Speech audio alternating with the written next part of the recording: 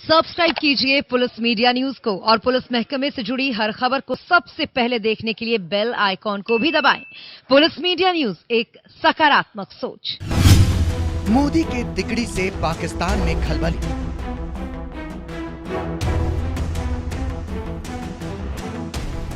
शाह की ललकार अब आतंकियों से आर पार। जम्मू वालों के साथ अन्याय का समय समाप्त हो चुका है। दहशतगर्दों में खौफ, मोदी शाह ने तैयार की फौज।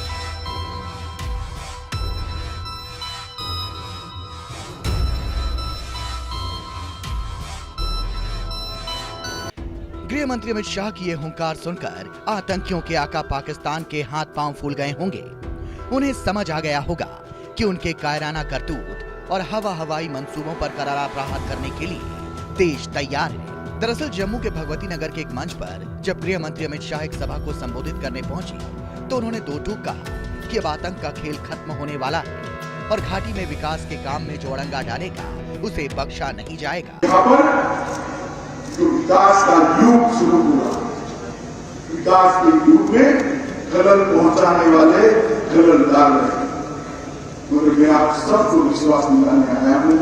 विश्वास रखिएगा, विकास के युग में कोई खलल नहीं डाल पाएगा।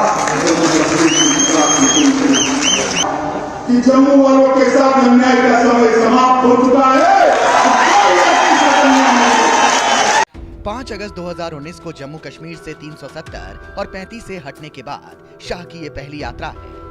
हाल के दिनों में जिस तरह से आतंकियों ने घाटी में आम नागरिकों को निशाना बनाया है, उस लिहाज से गृह मंत्री का ये दौरा कई मायनों में अहम माना जा रहा है। कहा जा रहा है कि मोदी की ये तिकड़ी यानी कि अमित शाह, अजीत डोभाल, मनोज सिन्हा आतंक के खात्मे को लेकर कोई बड़ी रणनीति बना सकते हैं। वैसे भी तीनों लगातार पुलिस अधिकारियों और सेना के बड़े अफसरों के साथ कई दौर की बैठक कर चुके हैं और इनकी इस बैठक से दहशतगर्दों और सीमा पार बैठे उनके आकाओं में खौफ का माहौल है। घाटी में सेना लगातार सर्च ऑपरेशन चला रही है, साथ ही साथ बड़े पैमाने पर आतंकियों को मौत के घाट उतारा जा चुका है। इन तीनों के वहां साथ होने से ये कयास लगाए जा रहे हैं कि भारत एक बार फिर सर्जिकल स्ट्राइक जैसे किसी बड़े ऑपरेशन को अंजाम दे सकता है। गृह मंत्री अमित शाह ने सबसे पहले दौरे की शुरुआत नौगाम में शहीद इंस्पेक्टर के घर पीड़ित परिवार से मिलने पहुंचकर की। शाह ने इंस्पेक्टर परवेज अहमद के घर जाकर परिजनों से मुलाकात की और उन्हें ढांढस बंधाया। आपको बता दें कि जून में नमाज पढ़ने के लिए मस्जिद जा रहे इंस्पेक्टर परवेज की आतंकियों ने हत्या कर दी थी। साथ ही गृह मंत्री ने केंद्र शासित प्रदेश में सुरक्षा स्थितियों पर बुलाई उच्च स्तरीय बैठक में सख्त रुख दिखाया है। उन्होंने आतंकवाद, कट्टरता और नागरिकों की बेरहमी से हो रही हत्याओं पर जवाब मांगा है। साथ ही पिछले 11 दिनों से घाटी में आतंकियों के खिलाफ चल रहे ऑपरेशन का भी ब्यौरा लिया।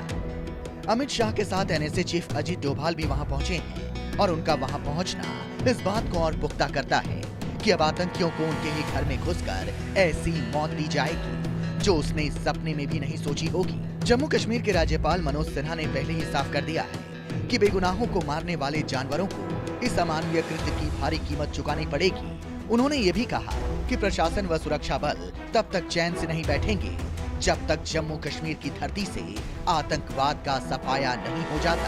साल 2014 से अब तक केंद्र में बीजेपी की सरकार आने के बाद से अब तक घाटी में बहुत से आतंकियों को उनके अंजाम तक पहुंचा दिया गया है और सेना ऑपरेशन ऑल आउट चलाकर लगातार घाटी में आतंकियों से लोहा ले रही है।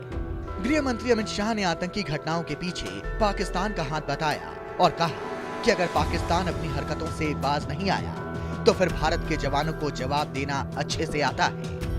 उन्होंने बॉर्डर इलाके में रह रहे लोगों को लेकर कहा कि उनकी सुरक्षा करना सरकार की जिम्मेदारी है और उनके लिए नए और मजबूत बंकर बनाए जाएंगे। साफ है कि पीएम मोदी की इस तिकड़ी ने आतंकियों की पेशानी पर चिंता की लकीरें खींच दी हैं और वो जानते हैं कि भारत की तरफ से उठाए जाने वाला अगला कदम उनकी जिंदगी का आखिरी दिन होगा। Bureau report, police media news.